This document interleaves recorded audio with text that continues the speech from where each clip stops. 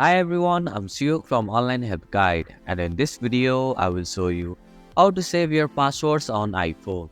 Saving your passwords help you log in quickly while keeping your account secure. So let's get started on how to save your passwords on iPhone. First, open the Passwords app on your device.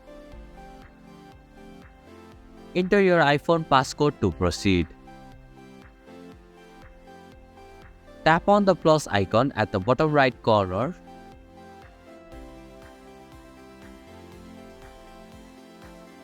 Enter the website or app's name. In the username field, enter the username if you want. Then, in the passwords field, enter the password that you want to save. Also, add some notes if you like.